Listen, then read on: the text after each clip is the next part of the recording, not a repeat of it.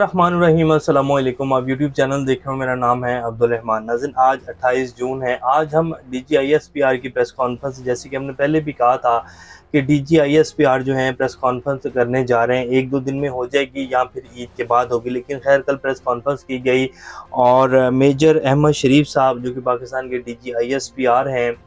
وہ کافی غصے میں تھے، باڈی لینگویج بھی ان کی جو ہے وہ بتا رہی تھی، اور 9 مئی کے واقعات کے حوالے سے انہوں نے جو ہے بات کی۔ پھر کچھ صحافیوں نے سوالات کیے، انہوں نے کیا جوابات دیے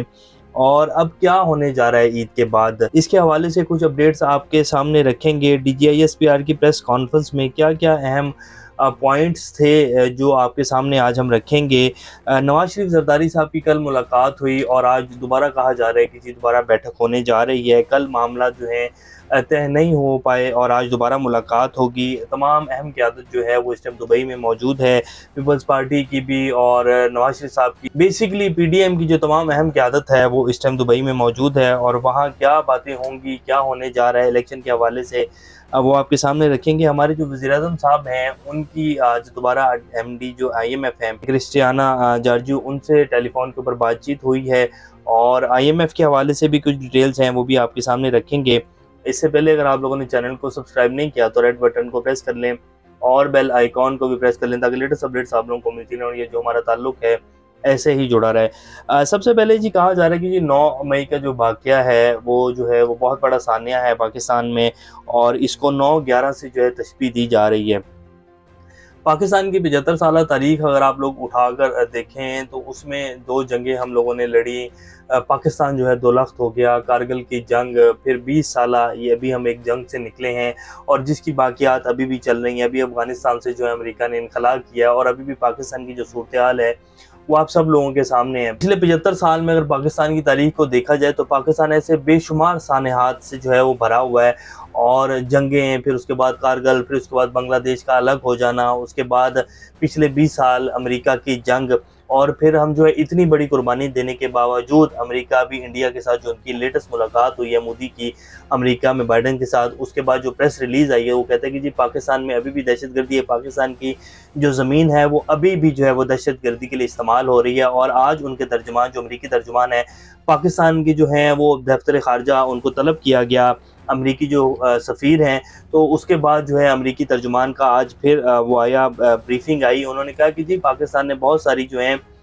وہ کی ہیں، اقدامات کی ہیں، پاکستان نے بڑی محنت بھی کی ہے، لیکن مزید محنت کرے۔ انڈیا کے ساتھ جب امریکہ بیٹھتا ہے تو کوئی اور بات کرتا ہے، جب پاکستان کے سامنے آتا ہے تو پھر کوئی اور بات کرتا ہے۔ تو جیسے پوری دنیا کے اپنے اپنے مفادات ہیں، اپنے اپنے تعلقات ہیں، اپنا اپنا بات کرنے کا طریقہ ہے، تو پاکستان کی بھی اگر خارجہ پالیسی اسی طرح پوری دنیا کے ساتھ آج سے 40 سال پہلے چلتی ہوتی تو پاکستان آج جہاں کھڑا ہے وہاں نہیں ہوتا۔ ہم کرائے کے قاتل بھی بنے، ہم لوگوں نے جو ہے وہ اپنے ہی لڑائی کے اندر اپنا آدھا ملک بھی گنوایا۔ ابھی اب بلوچستان میں دیکھ لیں کتنی علیحدگی پسند تحریکیں جو ہیں وہ چل رہی ہیں، کے پی کے حالات دیکھ لیں، ہمارا جو یہ سارا وزیرستان کا ایریا ہے جہاں طالبان کے ساتھ ہم لوگوں نے تحریک طالبان پاکستان بنی، یہ سارا سانحات سے ہی بھرا ہوا ہے۔ اور آج بھی اگر ہم لوگ یہ فیصلہ کر لیں کہ جی بہت ہو گیا، انف از انف، اب پاکستان کے جو مفاد میں ہوگا، جو فیصلے سیاسی فیصلے ہوں گے، جو جتنے بھی پاکستان کے مفاد میں فیصلے ہوں گے وہ لیے جائیں گے اور بے رحم جو ہے احتساب کیا جائے گا، کسی کو بھی معافی نہیں دی جائے گی، تو ابھی بھی کچھ نہیں بگڑا۔ لیکن اگر ابھی بھی وہی پالیسیز چلیں گی جیسے پہلے 75 سال سے پاکستان چلتا آ رہا ہے تو پھر اگلے 75 سال بھی پاکستان کا جو ہے وہ میرے منہ میں خاک کچھ نہیں بنے گا۔ اور ابھی تک جو ڈیسیجنز لیے گئے ہیں، جس طرح سیاسی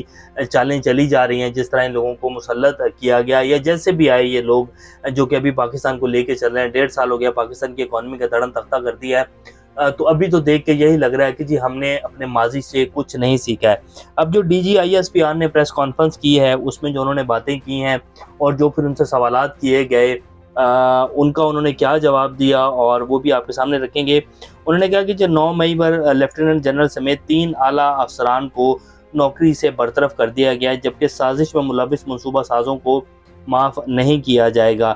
میجر جنرل احمد شریف نے کہا کہ سانحہ پاکستان کے خلاف بڑی سازش تھی، 9 مئی کی منصوبہ بندی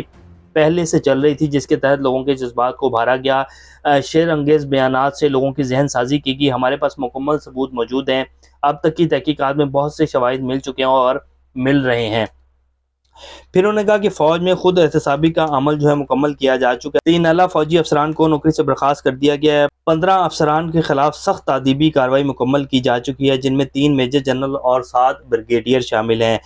بہت زبردست ہے جی، خود احتسابی ہونی چاہیے۔ اور اس دن جو بھی کچھ ہوا 9 مئی کے واقعات جو ہوئے، اس میں جو چاروں صوبوں کے آئی جی صاحبان ہیں ان سب کو بھی بلانا چاہیے اور پوچھنا چاہیے کہ پولیس کیا سو رہی تھی، پولیس کہاں تھی، پولیس نے کیوں کارروائی نہیں کی، پولیس نے لوگوں کو کیوں نہیں روکا اور کیوں جو ہے ہجوم کو اس طرف جانے دیا گیا۔ پھر انہوں نے کہا رکاوٹیں ڈالنے والوں سے سختی سے نمٹا جائے گا، جو اس احتساب کے نظام میں رکاوٹیں ڈال رہے ہیں، اور ان کو جو ہے معافی نہیں دی جائے گی، چاہے وہ کسی بھی ادارے یا سماجی وابستگی سے ان کا تعلق ہو، سختی سے نمٹا جائے گا، یعنی کہ معافی کسی کو نہیں دی جائے گی جو لوگ شامل ہیں۔ اور ایسا ہی ہونا چاہیے،